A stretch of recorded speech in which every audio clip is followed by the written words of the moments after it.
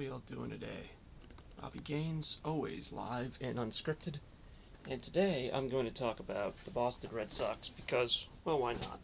It's what we've all been talking about in the sports world here in New England for a while, and the Red Sox have finally gotten themselves into the position where they're in the playoffs. They're not only in the playoffs, but they've won the American League East. So what else is there left to do? Well, of course, a few things, but first, I'd like to just say I'm not going to be one of those people who said, like, I told you so, because I didn't think the Red Sox were going to win the AL East either, I'll be honest. I thought they'd make things interesting. I thought they'd be kind of in a position where Tampa is, where they'd be contending for the playoffs, but, you know, it would come down to the wire. I gave this team a lot more credit than most, though. I didn't see this as a last-place team. I just couldn't see the likes of Pedroia and Ortiz, and the players already there, plus the players they've added, like, having that bad a season again. I mean, they just had to be better than last year. They just had to be. So, obviously they were.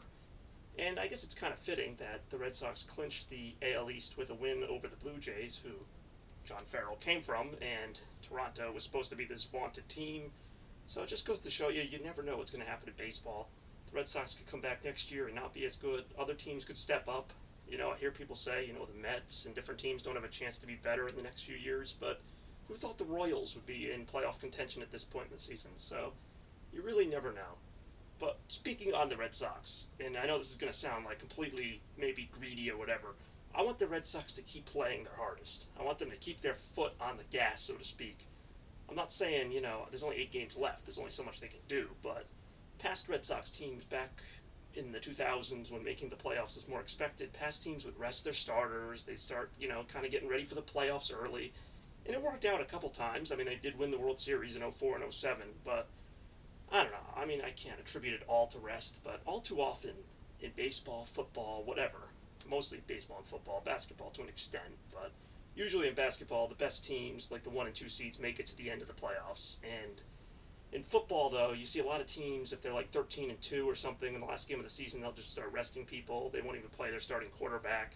And then you see other teams in the NFL who are like 10 and 6, they got to fight to get into the playoffs. They end up doing better because they play all their guns every day, every week. They keep pushing, and I can't emphasize that enough. If 2011 taught us nothing, it's just that you got to keep on pushing.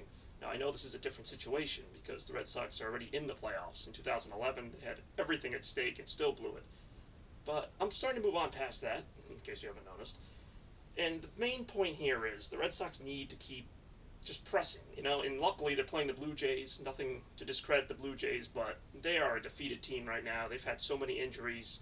You know, they're still putting their best team out there. They gave the Red Sox a good game last night. I expect them to do the same over the weekend, which is why I want the Red Sox to just keep playing. I don't want them to rest Pedroia. I don't want them to rest Ortiz. Don't want them to rest Napoli or any of them, especially Napoli, because when he gets on a hot streak, you got to keep playing him. I mean, hell, the fact that they're going to have a few days off after the regular season is already a concern for me, just because I want to see these guys keep playing. I mean, they haven't lost 4 in a row all season long, so in the playoffs, you definitely don't want to lose 4 in a row. So I don't even know who the Red Sox are going to play yet, but it doesn't matter. I just want them throwing their best starters out there because they'll have plenty of time to rest it so that they can have Buchholz or Lester take game 1, whichever starter they want. So I'm hoping they don't bring up some minor leaguers to make a couple starts at the end of the season. I'm hoping they keep going.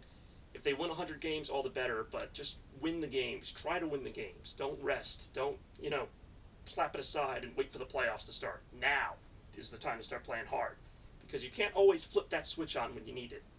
And I'm sure some of the other playoff teams in baseball feel the same way. But the Red Sox, especially with their past and just different things like that, I'm just, not that I'd expect anything less from this team, but I'm like looking for 100% effort. So let's go Sox. We'll all be seeing you in October. Let's hope that another banner's on the way for the Boston Red Sox. This is Bobby Gaines, live and unscripted. I'll see you later.